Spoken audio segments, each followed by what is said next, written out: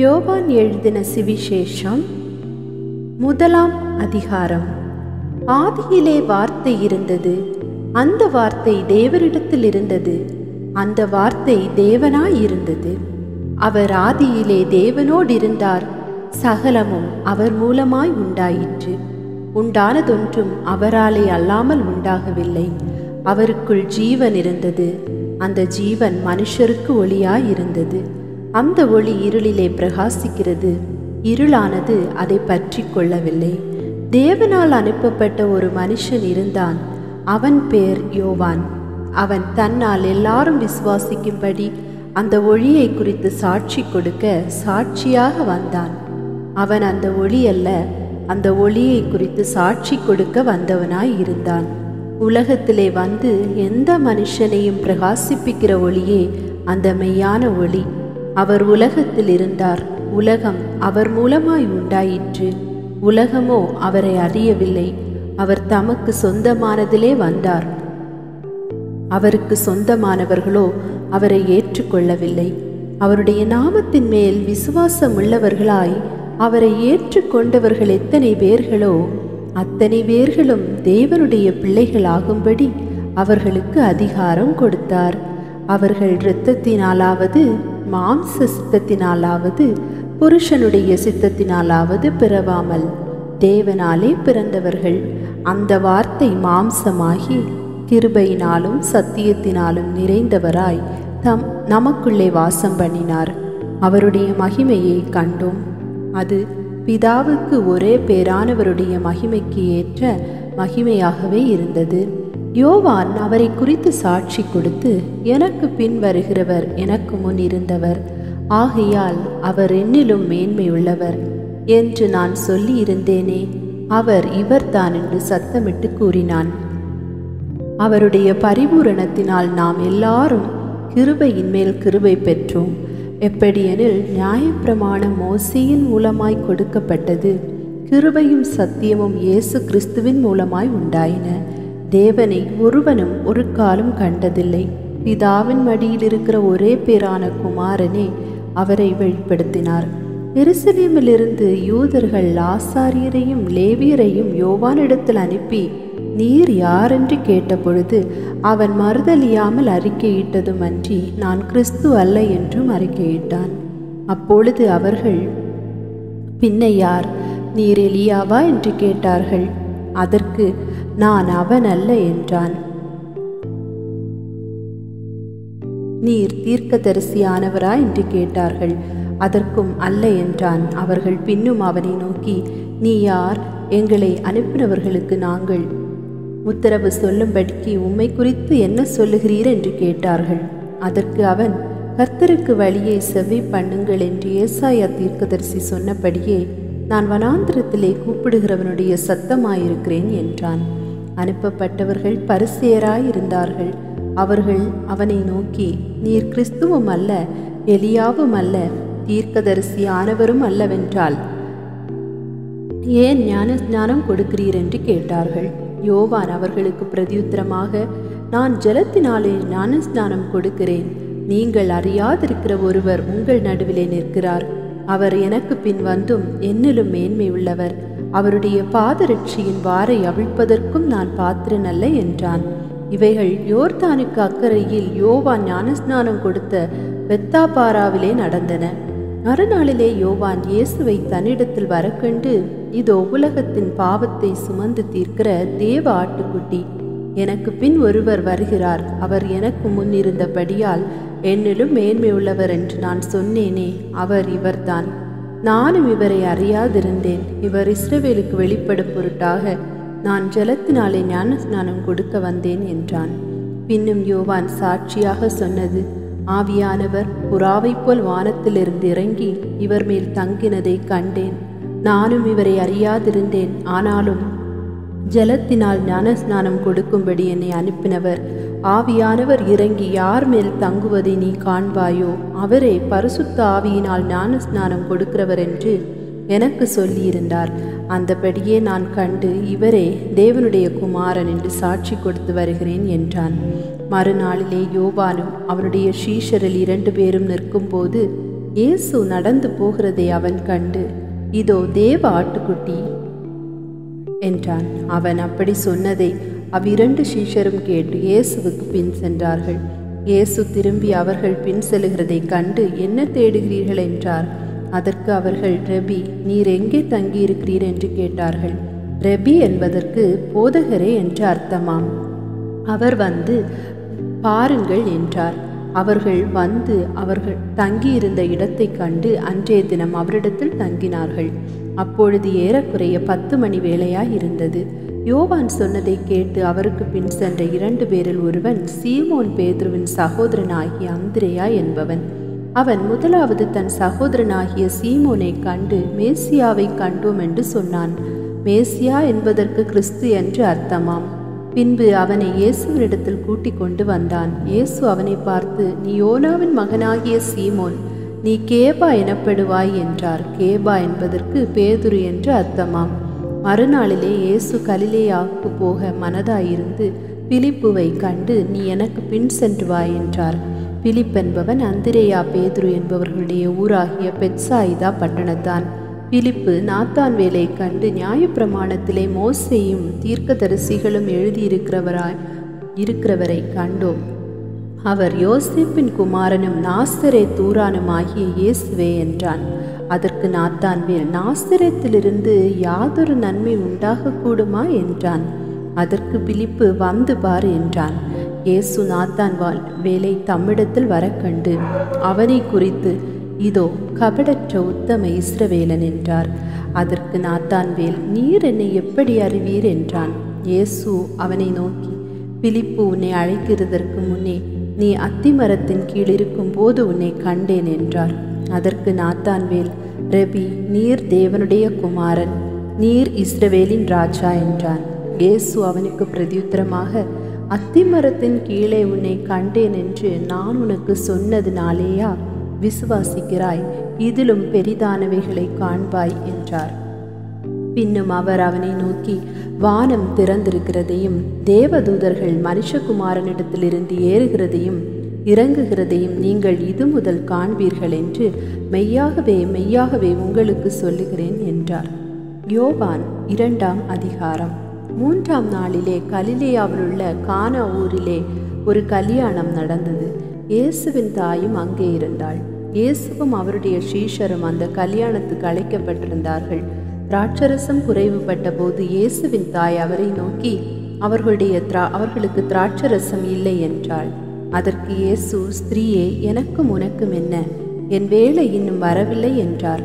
அவருடைய தாய் வேலைக்காரரை நோக்கி, அவர் உங்களுக்கு என்ன சொல்லுகிறாரோ அதன்படி செய்யுங்கள் என்றாள். யூதர்கள் தங்களை சுத்திகரிக்கும் முறைமையின்படியே ஒவ்வொன்று 2-3 குடம் தண்ணீர் கொள்ளத்தக்க 6 கற்சாடிகள் அங்கே வைத்திருந்தது. இயேசு வேலைக்காரரை நோக்கி, ஜாடிகளிலே தண்ணீர் நிரப்புங்கள் என்றார். அவர்கள் அவைகளை நிறைய நிரப்பினார்கள். அவர் அவர்களை நோக்கி, நீங்கள் இப்பொழுது மொண்டு பந்தி விசாரிப்புக்காரனிடத்தில் கொண்டு போங்கள் என்றார். அவர்கள் கொண்டு போனார்கள். அந்த திராட்சரசம் எங்கேயிருந்து வந்ததென்று தண்ணீரை மொண்டவன் வேலைக்காரருக்கு தெரிந்ததே அன்றி பந்தி விசாரிப்புக்காரனுக்கு தெரியாததினால் அவன் திராட்சரசமாய் மாறின தண்ணீரை ருசி பார்த்தபோது மணவாளனை அழைத்து, எந்த மனுஷனும் முன்பு நல்ல திராட்சரசத்தை கொடுத்து ஜனங்கள் திருப்தி அடைந்த பின்பு ருசி குறைந்ததை கொடுப்பான். நீரோ நல்ல ரசத்தை இதுவரைக்கும் வைத்திருந்தீரே என்றான். இவ்விதமாக இயேசு இந்த முதலாம் அற்புதத்தை கலிலேயாவிலுள்ள கானா ஊரிலே செய்து தம்முடைய மகிமையை வெளிப்படுத்தினார். அவருடைய சீஷர்கள் அவரிடத்தில் விசுவாசம் வைத்தார்கள். அதன் பின்பு அவரும் அவருடைய தாயாரும் அவருடைய சகோதரரும் அவருடைய சீஷரும் கப்பர்நகூமுக்கு போய் அங்கே சில நாள் தங்கினார்கள். பின்பு யூதருடைய பஸ்கா பண்டிகை சமீபமாயிருந்தது. அப்பொழுது இயேசு எருசலேமுக்கு போய் தேவாலயத்திலே ஆடுகள், மாடுகள், புறாக்கள் ஆகிய இவைகளை விற்கிறவர்களையும் காசுக்காரர் உட்கார்ந்திருக்கிறதையும் கண்டு கயிற்றினால் ஒரு சவுக்கை உண்டு பண்ணி அவர்கள் யாவரையும் ஆடு மாடுகளையும் தேவாலயத்துக்கு புறம்பே துரத்திவிட்டு காசுக்காரருடைய காசுகளை கொட்டி பலகைகளை கவிழ்த்து போட்டு புறா விற்கிறவர்களை நோக்கி, இவைகளை இவ்விடத்திலிருந்து எடுத்து கொண்டு போங்கள், என் பிதாவின் வீட்டை வியாபார வீடாக்காதிருங்கள் என்றார். அப்பொழுது உம்முடைய வீட்டை குறித்து உண்டான பக்தி வைராக்கியம் என்னை பட்சித்தது என்று எழுதியிருக்கிறதை அவருடைய சீஷர்கள் நினைவு கூர்ந்தார்கள். அப்பொழுது யூதர்கள் அவரை நோக்கி, நீர் இவைகளை செய்கிறீரே, இதற்கு என்ன அடையாளத்தை எங்களுக்கு காண்பிக்கிறீர் என்று கேட்டார்கள். இயேசு அவர்களுக்கு பிரதியுத்தரமாக, இந்த ஆலயத்தை இடித்து போடுங்கள், 3 நாளைக்குள்ளே இதை எழுப்புவேன் என்றார். அப்பொழுது யூதர்கள், இந்த ஆலயத்தை கட்ட 46 வருஷம் சென்றதே, நீர் இதை 3 நாளைக்குள்ளே எழுப்புவீரோ என்றார்கள். அவரோ தம்முடைய சரீரமாகிய ஆலயத்தை குறித்து பேசினார். அவர் இப்படி சொன்னதை அவர் மரித்தோர்ந்து எழுந்த பின்பு அவருடைய சீஷர்கள் நினைவு கூர்ந்து வேத வாக்கியத்தையும் இயேசு சொன்ன வசனத்தையும் விசுவாசித்தார்கள். பஸ்கா பண்டிகையிலே அவர் எருசலேமில் இருக்கையில் அவர் செய்த அற்புதங்களை அநேகர் கண்டு அவருடைய நாமத்தில் விசுவாசம் வைத்தார்கள். அப்படியிருந்தும் இயேசு எல்லாரையும் அறிந்திருந்தபடியால் அவர்களை நம்பி இணங்கவில்லை. மனுஷருக்குள் இருப்பதை அவர் அறிந்திருந்தபடியால் மனுஷரை குறித்து ஒருவரும் அவருக்கு சாட்சி கொடுக்க வேண்டியதாய் இருக்கவில்லை. யோவான் 3ஆம் அதிகாரம். யூதருக்குள்ளே அதிகாரியான நிக்கோதேமு எனப்பட்ட பரிசேயன் ஒருவன் இருந்தான். அவன் ராக்காரத்திலே இயேசுவினிடத்தில் வந்து, ரபி, நீர் தேவனிடத்திலிருந்து வந்த போதகர் என்று அறிந்திருக்கிறோம். ஏனெனில் ஒருவனும் தன்னுடனே தேவன் இராவிட்டால் நீர் செய்கிற இப்படிப்பட்ட அற்புதங்களை செய்ய மாட்டான் என்றான். இயேசு அவனுக்கு பிரதியுத்தரமாக, ஒருவன் மறுபடியும் பிறவாவிட்டால் தேவனுடைய ராஜ்யத்தை காண மாட்டான் என்று மெய்யாகவே மெய்யாகவே உனக்கு சொல்லுகிறேன் என்றார். அதற்கு நிக்கோதேமு, ஒரு மனுஷன் முதிர் வயதாயிருக்கையில் எப்படி பிறப்பான்? அவன் தன் தாயின் கர்ப்பத்தில் 2ஆம் தரம் பிரவேசித்து பிறக்கக்கூடுமோ என்றார். இயேசு பிரதியுத்தரமாக, ஒருவன் ஜலத்தினாலும் ஆவியினாலும் பிறவாவிட்டால் தேவனுடைய ராஜ்யத்தில் பிரவேசிக்க மாட்டான் என்று மெய்யாகவே மெய்யாகவே உனக்கு சொல்லுகிறேன். மாம்சத்தினால் பிறப்பது மாம்சமாய் இருக்கும், ஆவியினால் பிறப்பது ஆவியாய் இருக்கும். நீங்கள் மறுபடியும் பிறக்க வேண்டும் என்று நான் உனக்கு சொன்னதை குறித்து அதிசயப்பட வேண்டாம். காற்றானது தனக்கு இஷ்டமான இடத்திலே வீசுகிறது, அதன் சத்தத்தை கேட்கிறாய், ஆகிலும் அது இன்ன இடத்திலிருந்து வருகிறதென்றும் இன்ன இடத்துக்கு போகிறதென்றும் உனக்கு தெரியாது. ஆவியினால் பிறந்தவன் எவனோ அவனும் அப்படியே இருக்கிறான் என்றார். அதற்கு நிக்கோதேமு, இவைகள் எப்படி ஆகும் என்றான். இயேசு அவனை நோக்கி, நீ இஸ்ரவேலின் போதகனாயிருந்தும் இவைகளை அறியாமல் இருக்கிறாயா? மெய்யாகவே மெய்யாகவே நான் உனக்கு சொல்லுகிறேன், நாங்கள் அறிந்திருக்கிறதை சொல்லி நாங்கள் கண்டதை குறித்து சாட்சி கொடுக்கிறோம். நீங்களோ எங்கள் சாட்சியை ஏற்றுக்கொள்கிறதில்லை. பூமி கடித்த காரியங்களை நான் உங்களுக்கு சொல்லியும் நீங்கள் விசுவாசிக்கவில்லையே. பரம காரியங்களை உங்களுக்கு சொல்வேனானால் எப்படி விசுவாசிப்பீர்கள்? பரலோகத்திலிருந்து இறங்கினவரும் பரலோகத்தில் இருக்கிறவருமான மனுஷகுமாரனே அல்லாமல் பரலோகத்துக்கு ஏறினவன் ஒருவனும் இல்லை. சர்ப்பமானது மோசேயினால் வனாந்திரத்திலே உயர்த்தப்பட்டது போல மனுஷகுமாரனும் தன்னை விசுவாசிக்கிறவன் எவனோ அவன் கெட்டு போகாமல் நித்திய ஜீவனை அடையும்படிக்கு உயர்த்தப்பட வேண்டும். தேவன் தம்முடைய ஒரே பேரான குமாரனை விசுவாசிக்கிறவன் எவனோ அவன் கெட்டு போகாமல் நித்திய ஜீவனை அடையும்படிக்கு அவரை தந்தருளி இவ்வளவாய் உலகத்தில் அன்பு கூர்ந்தார். உலகத்தை ஆக்கினைக்குள்ளாக தீர்க்கும்படி தேவன் தம்முடைய குமாரனை உலகத்தில் அனுப்பாமல் அவராலே உலகம் ரட்சிக்கப்படுவதற்காகவே அவரை அனுப்பினார். அவரை விசுவாசிக்கிறவன் ஆக்கினைக்குள்ளாக தீர்க்கப்படான். விசுவாசியாதவனோ தேவனுடைய ஒரே பேரான குமாரனுடைய நாமத்தில் விசுவாசம் உள்ளவனாய் இராதபடியினால் அவன் ஆக்கினை தீர்ப்புக்குட்பட்டாயிற்று. ஒளியானது உலகத்திலே வந்திருக்கிறதும் மனுஷருடைய கிரியைகள் பொல்லாதவைகளாயிருக்கிறபடியினால் அவர்கள் ஒளியை பார்க்கலும் இருளை விரும்புகிறதே அந்த ஆக்கினை தீர்ப்புக்கு காரணமாய் இருக்கிறது. பொல்லாங்கு செய்கிற எவனும் ஒளியை பகைக்கிறான், தன் கிரியைகள் கண்டிக்கப்படாதபடிக்கு ஒளியினிடத்தில் வராதிருக்கிறான். சத்தியத்தின்படி செய்கிறவனோ தன் கிரியைகள் தேவனுக்குள்ளாய் செய்யப்படுகிறதென்று வெளியாகும்படிக்கு ஒளியினிடத்தில் வருகிறான் என்றார். இவைகளுக்கு பின்பு இயேசுவும் அவருடைய சீஷரும் யூதேயா தேசத்திற்கு வந்தார்கள். அங்கே அவர்களோடு சஞ்சரித்து ஞானஸ்நானம் கொடுத்து வந்தார்.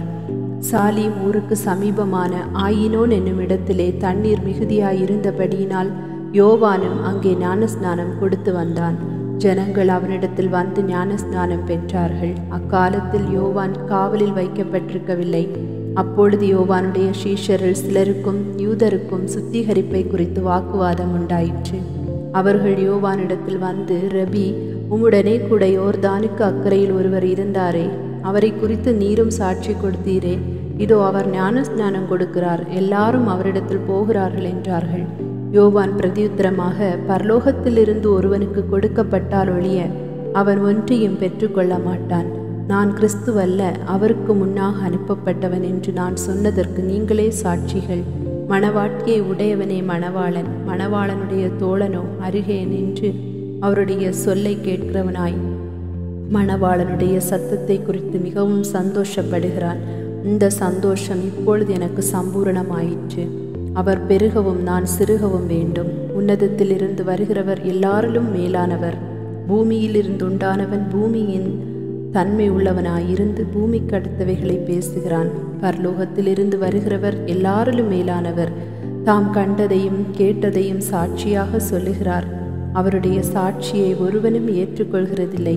அவருடைய சாட்சியை ஏற்றுக்கொள்கிறவன் தேவன் சத்தியமுள்ளவர் என்று முத்திரை போட்டு நிச்சயப்படுத்துகிறான். தேவனால் அனுப்பப்பட்டவர் தேவனுடைய வார்த்தைகளை பேசுகிறார். தேவன் அவருக்கு தமது ஆவியை அளவில்லாமல் கொடுத்திருக்கிறார்.